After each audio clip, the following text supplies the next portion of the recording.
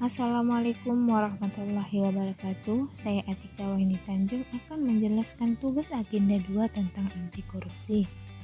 Adapun dua hal yang akan saya jelaskan tentang anti korupsi yaitu tentang korupsi dan penerapannya di unit kerja. Pada korupsi, saya akan menjelaskan tentang pengertian, prinsip-prinsip anti korupsi, faktor penyebab korupsi, dan bentuk-bentuk korupsi. Selanjutnya, pada penerapan di unit kerja, hal-hal yang harus kita lakukan yaitu berkata jujur, menjalankan amanah, menolak segala kegiatan yang mengarah pada korupsi, adanya rasa malu, dan disiplin. Pertama, kita akan membahas tentang pengertian korupsi. Kata korupsi berasal dari bahasa Latin yaitu corruptio yang artinya kerusakan, kebobrokan, dan kebusukan. Selaras dengan kata aslinya, korupsi sering dikatakan sebagai kejahatan luar biasa.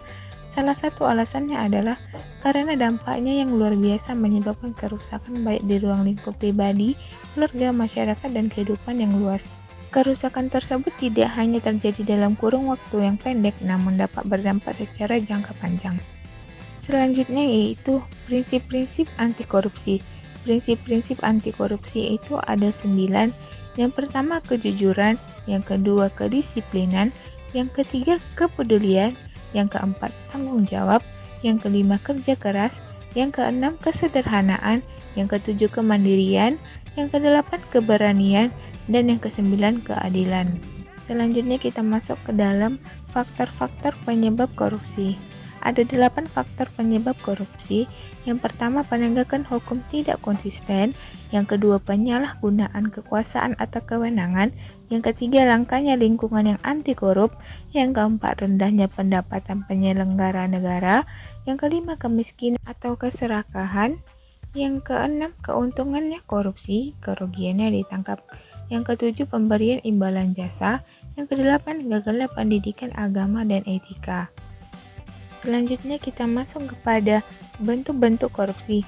Yang pertama ada kerugian keuangan negara, yang kedua ada suap menyuap, yang ketiga penggelapan dalam jabatan, yang keempat pemerasan, yang kelima perbuatan curang, yang keenam benturan kepentingan dalam keadaan, dan yang ketujuh ada gratifikasi.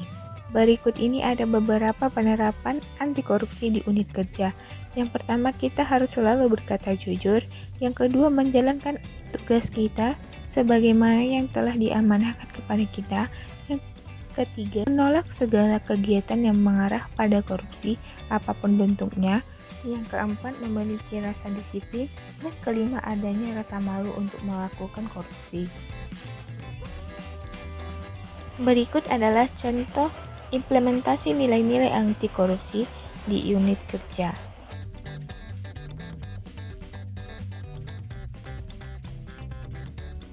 Yang pertama yaitu amanah dalam melaksanakan tugas.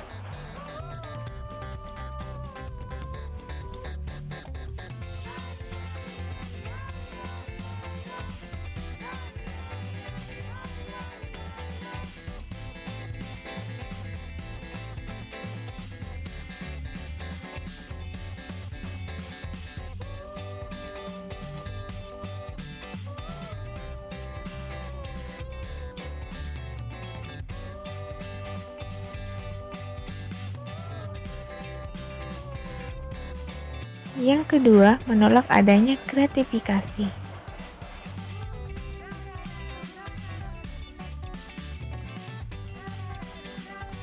Ketiga, disiplin dalam melaksanakan tugas.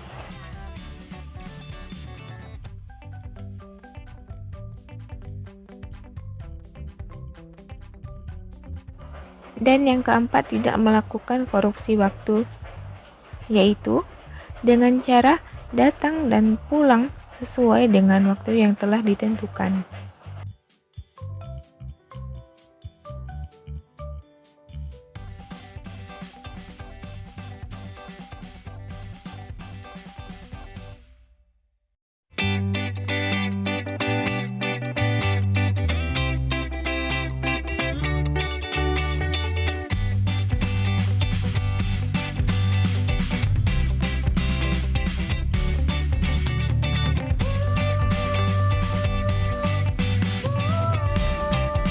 Itulah beberapa contoh penerapan nilai-nilai anti korupsi di unit kerja. Terima kasih.